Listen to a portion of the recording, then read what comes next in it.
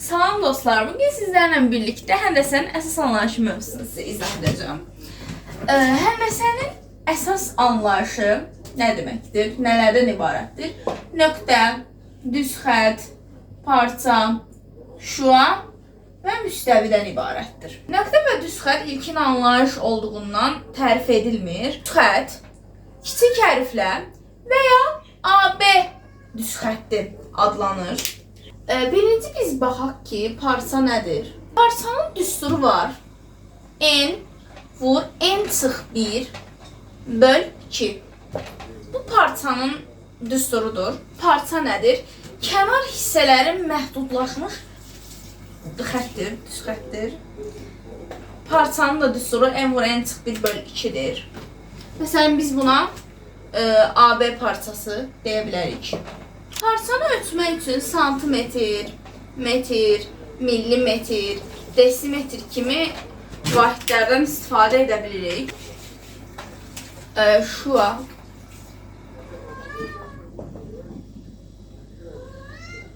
Düsturu 2N'dir. Şua bir nöqtədən çıxan düz xəttir. Böyük A isə şuanın başlanğıc nöqtəsidir.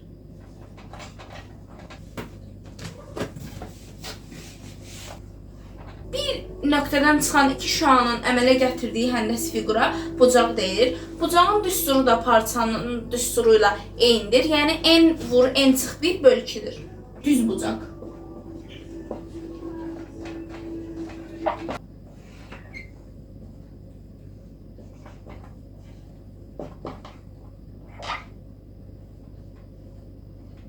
Düz bucaq dərəcə ölçüsü 90 dərəcəyə bərabər olan bucağa 90 dərəcəli bucaq deyilir. 2.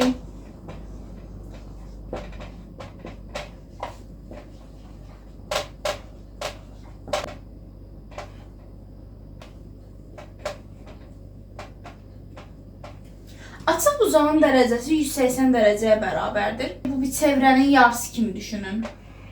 180 dərəcə. İti bucaq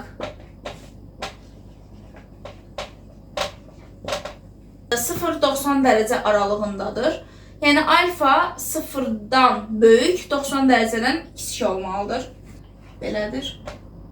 Yəni biz iti bucağa 90 dərəcədən kiçik olan bucağa deyirik.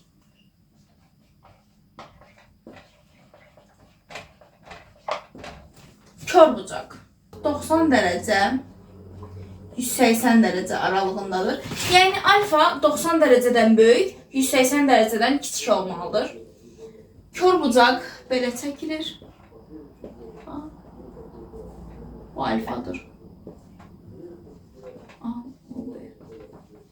Yəni kör bucaq 180 dərəcədən kiçik olan bucağa deyilir. Tam bucaq.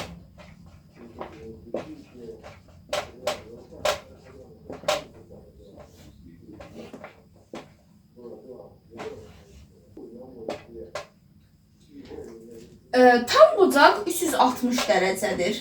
Yəni tam. Sizə dediyim açıq bucaq çevrənin yarısı, yəni 180, 180. Yəni 2 vur 180, 360. Yəni 90, 90, 90, 90. Bu da 360 edir.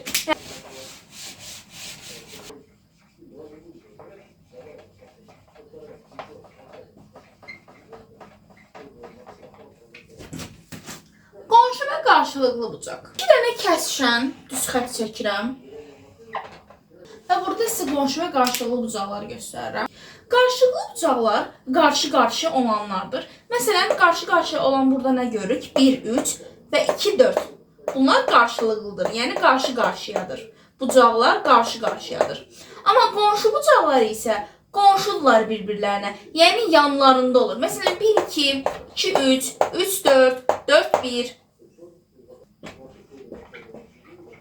Qonşu bucaqlar oldu 1, 2, 1, 2, 2. Bunu ayırmaq üçün belə çəkirəm.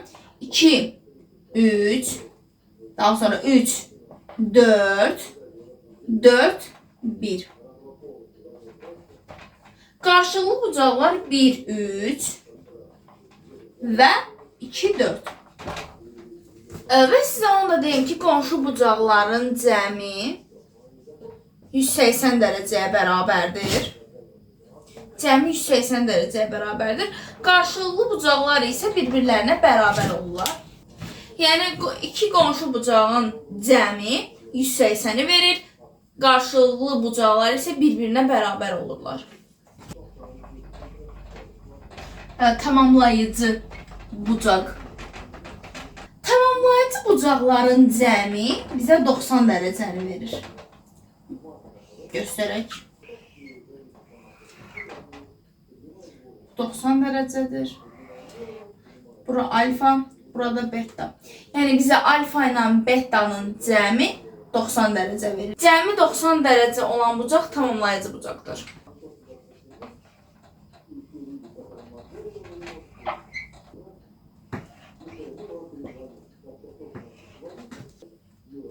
Təmbölən nədir?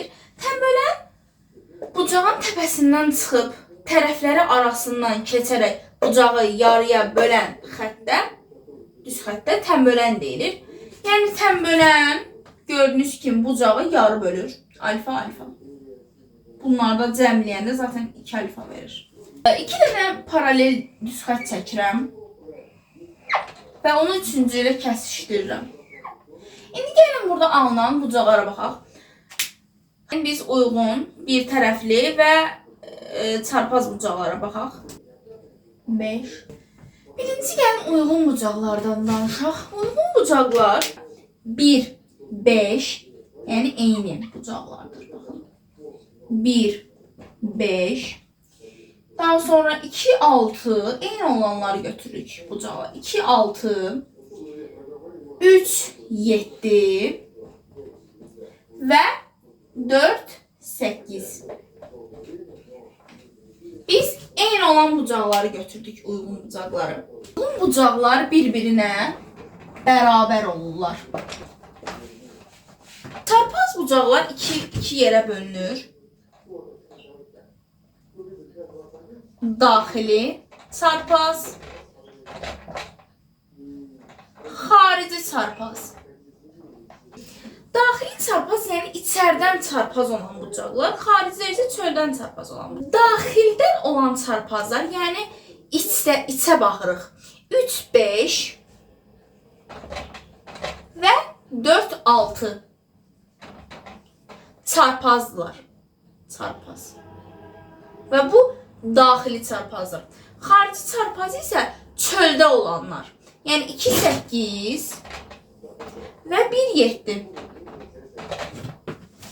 Və çarpaz bucaqlar da bir-birinə bərabər olurlar. Biz onu necə bilirik? Biz onun ya cəm 180 ya da bərabər olması üçün əgər belə qaydanı unutmuşuqsa, biz daxili çarpaza baxırıq. 3, 5. 3 iti bucaqdır.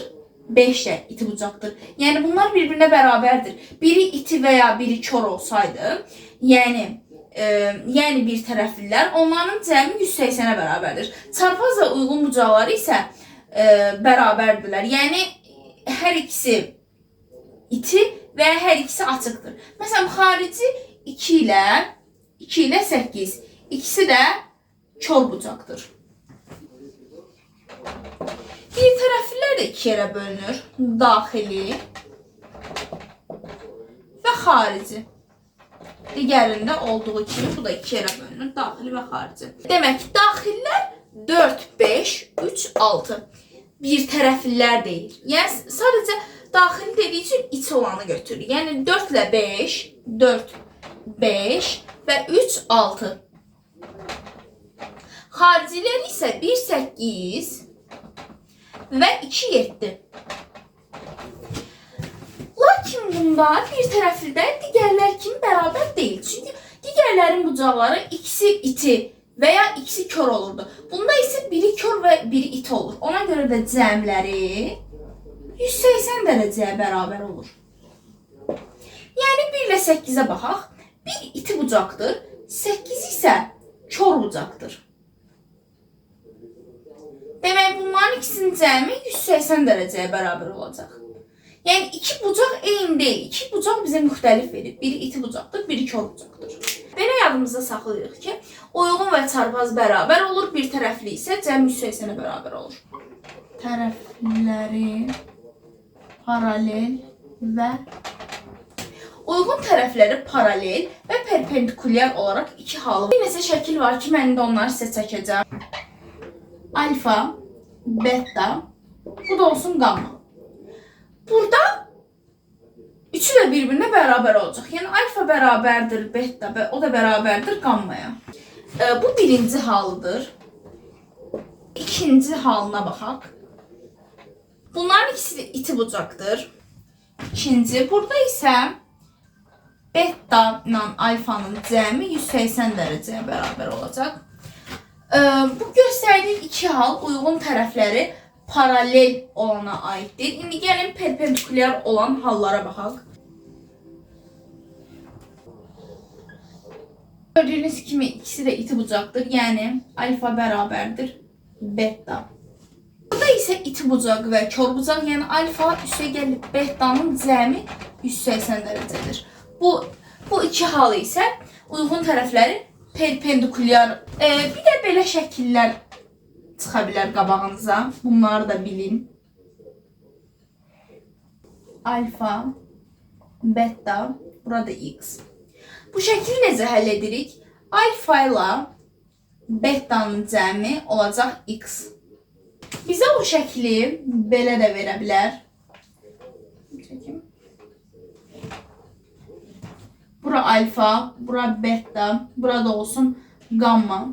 Burada isə üçünün cəmi 360'ı verəcək.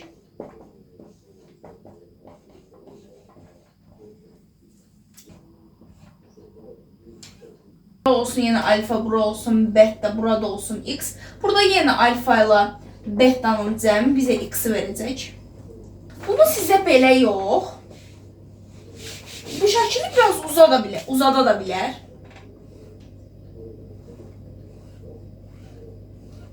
Demək, biz burada necə edirik? Demək, x, y, z. Burada alfa ilə beta olsun. Belə sizə rahat yollayayım. Çöldəkilərin cəmi içəridəkilərin cəminə bərabərdir. Yəni, daxildə olanlar cəmi, xarici olur. Məsələn, x üstə gəl y, üstə gəl z bərabər olacaq alfa ilə beta'nın cəminə. Belə.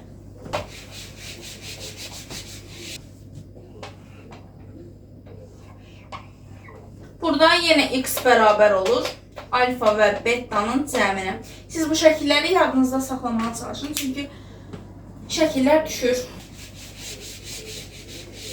Və bir də şəkili sizə belə verə bilər. Alfa ilə beta'nı cəmləyib çıxanda 180-i bizə x-i verəcək. Və dəqiqə əqrəbi. Demək, saat və dəqiqə əqrəbi arasındakı bucağın düsturu belədir. Alfa bərabərdir modulda 11 dəqiqə çıx 60 saniyə böl 2 modulda. Demək, bizim həndəsənin əsas anlayışlardakı düsturlarımız nələr oldu? Parça sayı, şua sayı, saat və dəqiqə əqrəbi arasındakı bucaq sayı. Parça n vur n çıx 1 böl 2, şua 2n, bucaq da parça ilə eyni, n vur n çıx 1, o da böl 2'ye. Demək, bugünkü dərsimiz bu qədər idi. İnşallah sizə çətin gəlməz. Gələn dərsimizdə görüşərik.